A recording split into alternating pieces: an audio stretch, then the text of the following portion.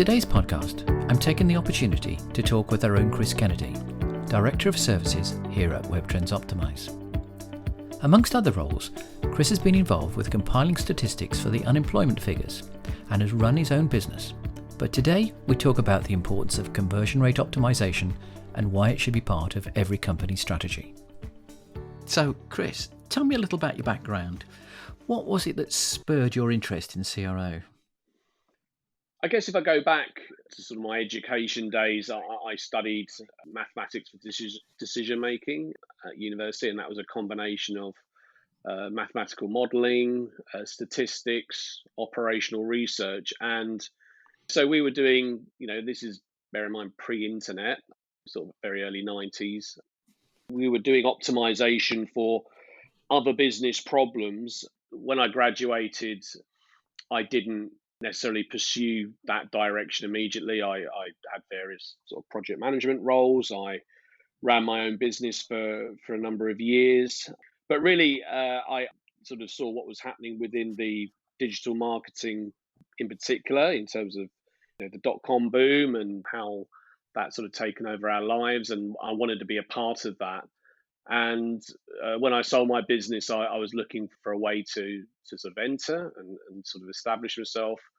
And I did a number of things. I did the sort of the usual SEO, PPC management, general sort of consultancy. But it was actually reaching back to those sort of university days where I got the most attention, and that was really trying to sort of solve business problems through testing and answering business questions.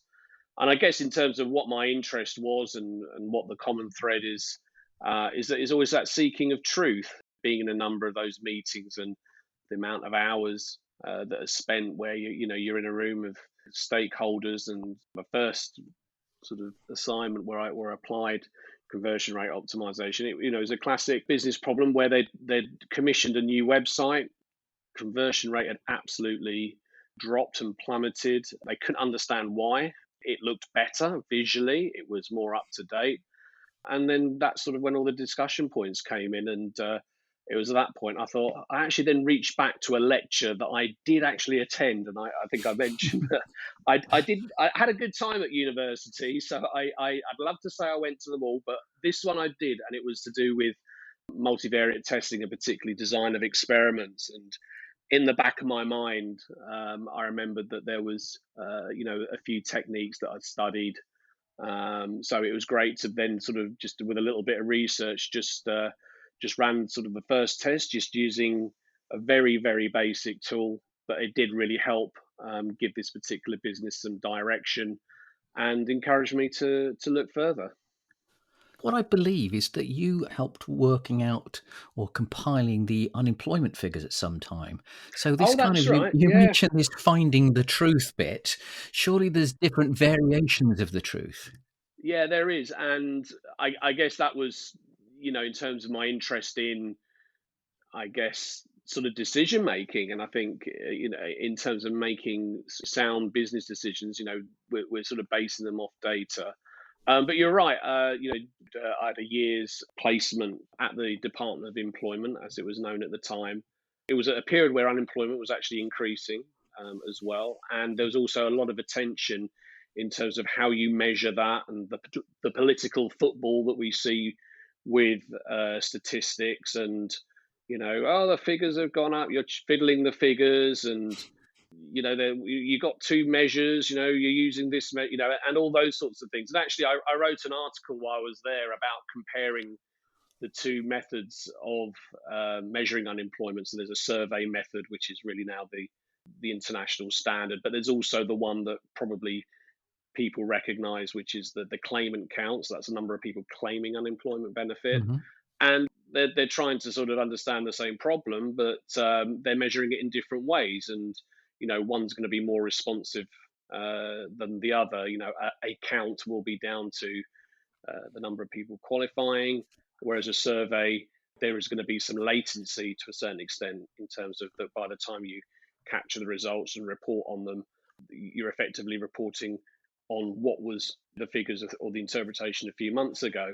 And I guess it's an interesting problem, and it doesn't seem to go away because there's obviously a number of data systems, and people are often challenging themselves with, well, I've got some figures over here and I've got some figures over there, and trying to make sense of them, and really trying to get to the truth of, what is the data informing you of. And I guess, at the time I could see, and you still hear it today, people obviously can misuse statistics. They can think the classical one is, yes, 20,000 more policemen were recruited last year, and then it's, oh yeah, but hold on, you're already committed to them. So people can play around with numbers, and I'm very much aware of that. That must have been challenging, though, for your moral dilemma or your moral compass, when working in that, because obviously, you use the phrase "finding the truth," and we've just discovered now there are more than one variant of the truth, depending on which way you're looking at it. How did you settle that in your own head, No, or was it there's just? always one truth. There's always one truth. I think it's just really satisfying yourself in terms of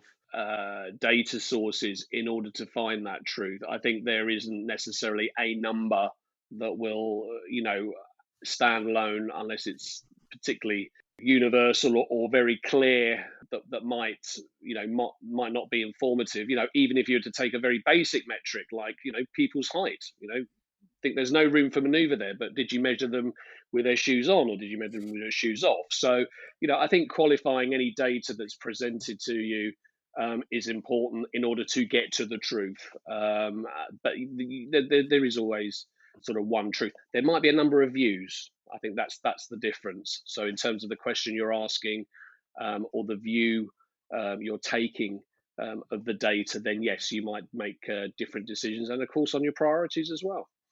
But that must be challenging, I suppose, to convince people that the figures are correct or the figures are accurate Yeah, or you've whatever. got to be convinced yourself first. I think I'd be my hardest critic. I think, and I say this to the consultants, is, don't ever report on anything you don't believe in yourself. If you're not comfortable, or if you've got an area of doubt, then absolutely, you've got no business. You've got to believe the numbers yourself, and you've got to understand how they're established. And I think it's really also, making that interpretation and the recommendation behind it, yeah, is important. But I don't find it conflicting if I've done my job properly. I think it's more, you can be compromised more through the absence of data, or perhaps if there's been, hasn't been collected, perhaps in the way that would give the clearest determination. But no, it's the data is the data. I think it's more understanding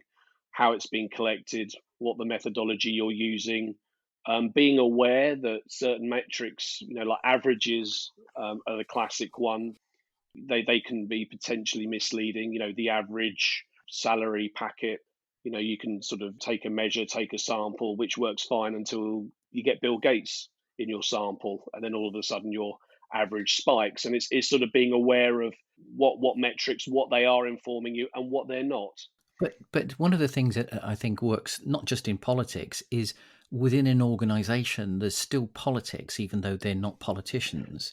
I mean, things like being able to validate the value of CRO at board level, it must be quite a challenge for people to believe in one version of the truth. How do you, in your day-to-day, understand that the board, who are obviously in essence paying for the CRO solution, understand the value of it and therefore will continue to utilize CRO? I guess in terms of the value of the truth, I'd hope that would be pretty clear. Better to know what it is, and deal with it, and then be able to confront it and take action. Um, But Regardless.